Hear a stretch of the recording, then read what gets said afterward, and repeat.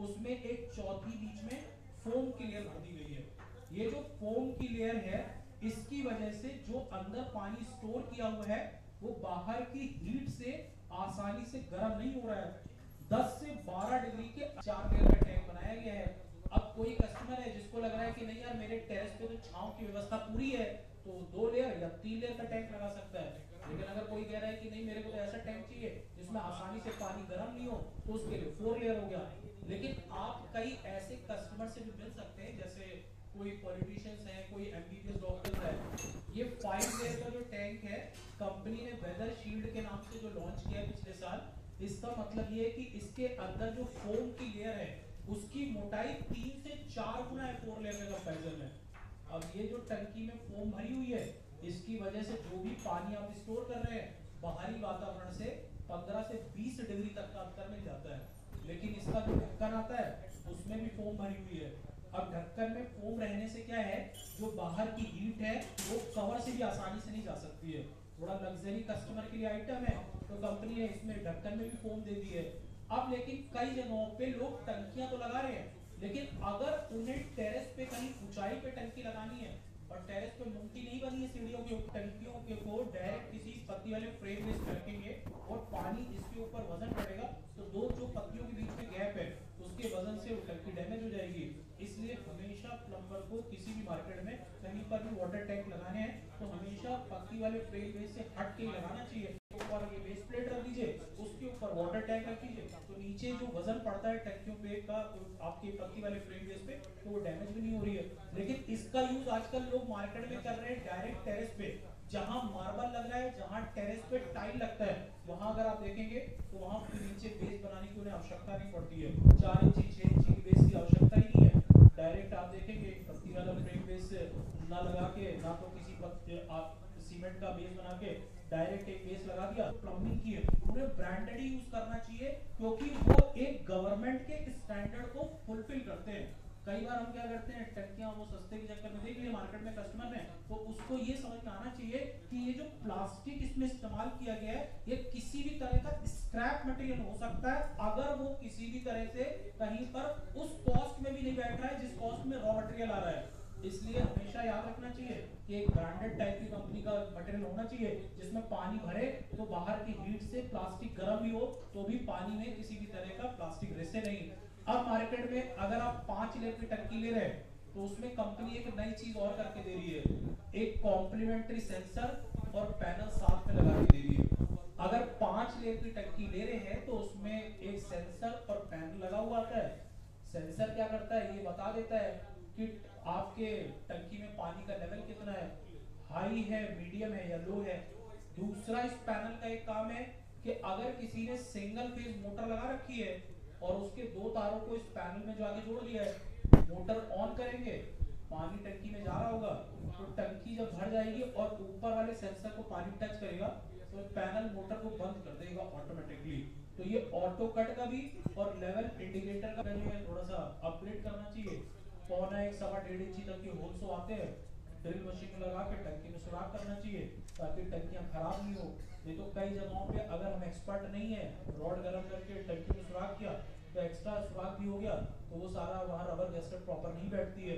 अब ये जो ट्रेंड है ये मार्केट में बढ़ रहा है और कई ठेकेदार इस चीज को इस्तेमाल करने लग गए हैं। तो अगर आप इसका एक वर्किंग वीडियो देखें तो एक इस टाइप का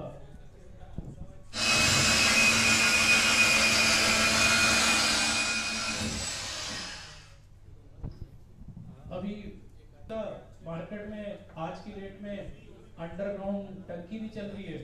अब अंडरग्राउंड जो टंकी है उसमें समझ लीजिए कि अगर किसी प्रोजेक्ट में कोई भी पानी का टैंक अंडरग्राउंड आरसीसी का नहीं बनाना चाहता है तो 1000 लीटर से लेकर 90,000 लीटर तक की टंकी रेडीमेड अंडरग्राउंड की जाती है। अब किसी प्लम्बर भाई को तो 1000 लीटर से लेकर 3000 लीटर तक का साइज ऐसा दिखता है। इसको लगाने का तरीका कैसा है, जैसे कोई प्लम्बर भाई उन्होंने बोला कि भाई हमको 40,000 लीटर का टैंक चाहिए, तो कंपनी क्या करती है 5-5 हजार लीटर के टैंकों को साइज अलग अलग कर देती है और ये अलग अलग 5-5 हजार लीटर के टैंक सब ट्रकों में भर के साइड पे भिजवा देती है। फिर आप उसके हिसाब से जगह बनाते हैं, नीचे एक बेस बनाते हैं और एक पाइपों को जानता है। अब पुराने हैं तो पीपीआर को भी जान रहे हैं, अब इसमें समझने वाली बात यह है कि प्लास्टिक में एक पीवीसी पाउडर आता है जिससे यूपीवीसी पाइप बनता है ठंडे पानी के लिए, और एक सीपीवीसी पाउडर आता है जिसमें 82 डिग्री तक गर्म पानी चला सकते हैं, और एक पीपीआर पाइप आता है जिसमें 95 डिग्री तक गर्म पानी चला सकते हैं।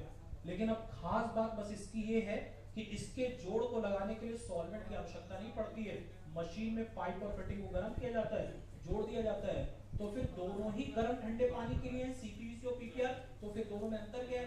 दोनों में अंतर ये है कि अगर भारत में कहीं पर जम्मू कश्मीर हिमाचल में प्लम्बिंग चल माइनस में चला जाएगा, सर्दियों में पाइपलाइन में बर्फ जम जाएगी, तो केवल पीपीआर कामयाब है वहां पर। इसलिए मार्केट में सीपीवीसी आने के बावजूद पीपीआर को कभी खत्म नहीं किया गया है। अगर किसी भी बड़े बड़े हॉस्पिटल्स में गैस की लाइन चलेगी तो पीपीआर इस्तेमाल होता है, बड़ी बड़ी फैक्ट्रीज में किसी केमिकल की लाइन चलेगी तो भी पीपीआर लगाया जाता है, क्योंकि केमिकल वाली लाइनों में जो बिल्डर्स होते हैं या फैक्ट्री मालिक होते हैं उनका मानना है हमें ठंडे पानी और गर्म पानी की लाइन डलवानी है। अब वो कस्टमर बोल रहा है हमें सीपीवीसी लगवाना है, तो आप बिल्डिंग में देखेंगे वो ठंडे और गर्म पानी में दोनों में सीपीवीसी लगा रहा है, उसे कॉस्ट का कोई लेना देना नहीं है, लेकिन वो कानून के बाहर उतरती है, सब में यूपीवीसी लगता है। और जहां सोलर की या सेंट्रलाइज्ड गीजर की लाइन होती है गर्म पानी की, उसमें सीपीवीसी उतार देते हैं। और ऐसा ही पीपीआर के साथ भी होता है, अगर वो सीपीवीसी इस्तेमाल नहीं कर रहे हैं तो सारा गर्म पानी में पीपीआर लगाते हैं, जितनी भी मोटर की लाइन टंकी तक और टंकी से बाहर उतरती है ठंडे पानी की, वो सब यूपीवीसी लग जाती है। इसको मिला के लगाने से कॉस्ट का कंट्रोल आ जाता है। मतलब अगर जहां बिल्डिंग में सारा सीपीवीसी उतारेंगे वो तो बहुत ही महंगा जा रहा है। बड़ी बड़ी फैक्ट्रीज में केमिकल की सप्लाई के लिए, ठंडे लिक्विड के लिए सब यूपीवीसी पाइप चल रहा है। आप देखिए मशीनों तक केमिकल पहुंचाने के लिए सारा यूपीवीसी पाइप लग रहा है। लेकिन अगर आप बिल्डिंगों में देखें जहां प्लम्बिंग का काम चल रहा है, वहां प्लम्बर्स क्या करते हैं, टंकी के पास ठंडे पानी के लिए यूपीवीसी लगा देते हैं, ठंडे पानी के लिए शाफ्टों में भी यूपीवीसी लगा देते हैं, छतों के ऊपर जहां गर्म पानी की लाइन है वहां सीपीवीसी लगाते हैं। लेकिन ये ठंडे पानी में यूपीवीसी, गर्म पानी में सीपीवीसी, ये केवल टेरेस और शाफ्टों में ही अलाउड है, बाथरूम के अंदर ऐसा नहीं कर सकते हैं। अगर कोई भी प्रोजेक्ट चल रहा है, ऐसा नहीं किया जा सकता है कि आपने छतों में ठंडे पानी में यूपीवीसी लगा, अंदर पूरा सीपीवीसी होता है, जितना भी ठंडे पानी गर्म पानी की लाइन है, लेकिन टंकी से जो लाइन उतरती है उसमें यूपीवीसी इस्तेमाल कर लेते हैं। अब सवाल ये रहता है लोगों का कि अगर हम बाथरूम के अंदर सीपीवीसी लगा रहे हैं, टंकी से यूपीवीसी आ रही है, बचाना था पैसा लेकिन बच नहीं पा रहा है, क्योंकि यूपीवीसी जो पाइप है वो सीपीवीसी के साइज से मिलता जुलता नहीं है, तो दोनों को जोड़ने में पीतल की एफटी लगती है, उसकी आवश्यकता नहीं है, क्योंकि मार्केट में एक बना बनाया ट्रांजिशन बुश आता है। अगर किसी भी प्रोजेक्ट में यूपीवीसी से पाइप के अंदर वाले जो हिस्सा है उसको थोड़ा सा गोल कर देता है, ये वाला जो हिस्सा है ये बाहर वाले को, तो इसको ऐसे करके और ऐसे घुमाना होता है।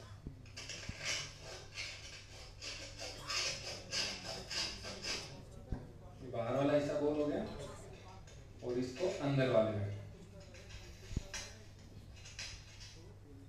ये इस तरह से करने से पाइप की फिनिशिंग भी अच्छी हो जाती है और इसकी धार जो है वो खत्म हो जाती है, इसके ऊपर कोई कचरा होता है वो भी हट जाता है और ये पूरा अंदर तक चला जाता है। और दूसरा सबसे खास बात यह है कि सोलवेंट जो हम लगाते हैं वो यहाँ और इसके अंदर जो ठोकर होती है जिसका स्टॉपर है वहाँ पे जाके इसको एकदम से चिपका देता है। कई बार क्या होता है यहाँ पे हम लगाते हैं लेकिन जगह कम होने की वजह से यहाँ पे चिपकता नहीं होगा, लेकिन यहाँ पे जगह उसको मिल जाती है सोलवेंट को अपना रिएक्शन करने के लिए, तो यहाँ पे जैसे हम डालेंगे तो ये चिपक जाएगा। तो ये भी दिखा देते हैं।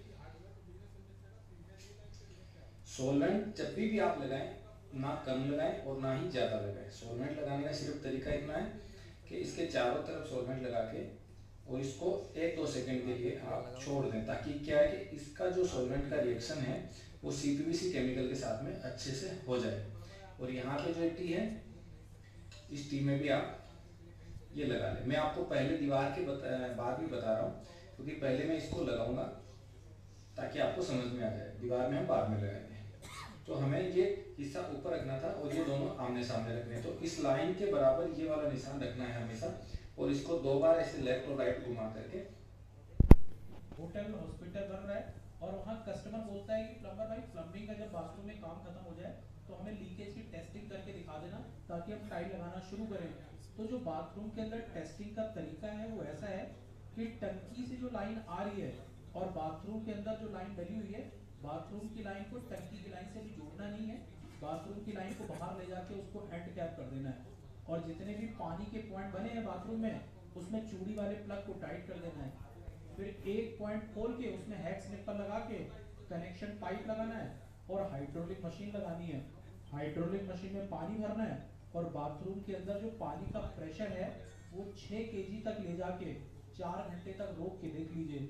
अगर ये 6 केजी प्रेशर हाइड्रोलिक मशीन में 4 घंटे तक रुका रहता है, इसका मतलब है कोई लीकेज है ही नहीं। और अगर मान लीजिए कि डाउन पड़ जाता है, कोई ज्वाइंट लीक कर रहा होगा, उसको रिपेयर करिए, दोबारा उसको टेस्टिंग के लिए लगा दीजिए। तो बिल्डिंग में सवाल ये रहता है कि हम बाथरूम में 6 केजी पे ही टेस्टिंग क्यों करते हैं? 6 केजी पे टेस्टिंग इसलिए करी जाती है क्योंकि बाथरूम की टोटियों में जितना मैक्सिमम प्रेशर लिया जाता है उससे 1.5 गुना बढ़ा के टेस्टिंग करनी है। तो बाथरूम के अंदर अगर आप देखोगे तो जो मैक्सिमम प्रेशर होता है वो 2 या 2.5 केजी होता है, जिससे 1.5 गुना बढ़ा के टेस्टिंग होनी चाहिए। तो 1.5 गुना जब बढ़ाएंगे 2 या 2.5 केजी का तो 5 से 6 केजी आता है, इसलिए टेस्टिंग इतने पे होती है। पूरी दुनिया में प्लम्बिंग पे इतने ही केजी की टेस्टिंग करी जाती है क्योंकि जो प्लास्टिक के चूड़ी वाले प्लग होते हैं वो ज्यादा प्रेशर आप नहीं दे सकते क्योंकि आपने दिया तो फिर वो प्लास्टिक के जो चूड़ी वाले प्लग है वो लीक करेंगे। और जीआई के अगर आप कस देंगे ब्रास में तो जीआई के मैच नहीं करते हैं चूड़ी से, तो ब्रास फट जाता है, इसलिए लोग प्लास्टिक के प्लग इसमें लगाते हैं। अब बात आती है पीपीआर पाइप की। पीपीआर पाइप की तो थोड़ी देर के मतलब उसके पार्ट के लिए हम लगाने से पहले एटलीस्ट ज्वाइंट की लीकेज की टेस्टिंग कर लें क्योंकि सभी ज्वाइंट नहीं हो सकती है वो बात तब फिर ठीक है, तो उसको अपने को डाउन भी कर सकते हैं, 5 केजी पे भी कर सकते हैं। मतलब मैक्सिमम आप अगर डाइवर्टर वगैरह लगे हैं और घरों का काम है रेजिडेंशियल बिल्डिंग का तो आप 5 केजी तक भी ला सकते हैं। 6 केजी तो फिर उसके लिए बहुत ज्यादा हो गया क्योंकि फिर तो डैमेज करना शुरू कर देगा, तो फिर 5 केजी का आएगा। अगर डाइवर्टर आपने ऑलरेडी लगा रखा है, वॉल मिक्सर वाला पार्ट है तो बस 6 केजी पे 7 केजी तक जा सकते हैं। अब बात आती है मार्केट में कि हम लोग पीपीआर पाइप कर रहे हैं। पीपीआर पाइपिंग में समझने वाली बात ये है कि अगर आप और हमारे अनुभव से ये पूछा जाए कि भाई दुनिया में प्लास्टिक का जो पाइप आते हैं तो सबसे ज्यादा लोग ये पीपीआर पाइप लगाते हैं जब एसएस वगैरह की लाइनें नहीं डाल रहे होते हैं, इसलिए लोग आज की डेट में पीपीआर की भी नॉलेज रखते हैं। लेकिन पीपीआर पाइपिंग का कई प्रोजेक्ट में पाइप और फिटिंग को साथ में मैट्रिक्स में गर्म करेंगे और एक परफेक्ट ज्वाइंट बना देंगे। तो एक वीडियो देख लीजिए कि ज्वाइंटिंग प्रोसीजर कैसा होता है, क्योंकि मार्केट में ये भी एक अच्छे लेवल पे इस्तेमाल होने वाला मटेरियल का पाइप है।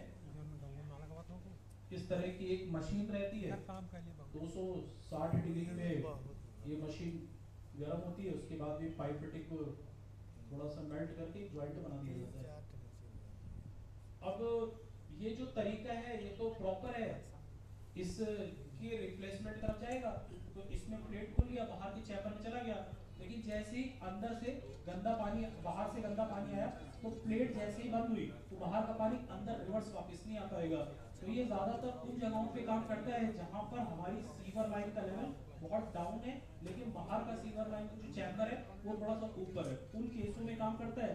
बाद में यहाँ ड्रिल से लगा दिया इसको और ये वाला जो हिस्सा है हमने किसी चैम्बर में छोड़ दिया और ये इनलेट के बीच में गैप छोड़ दिया, तो जो भी इसके ऊपर चैम्बर बन रहे हैं तो जो भी गंदा पानी आया वो यहाँ से निकला तो प्लेट खुल गई, गंदा पानी बाहर निकल गया।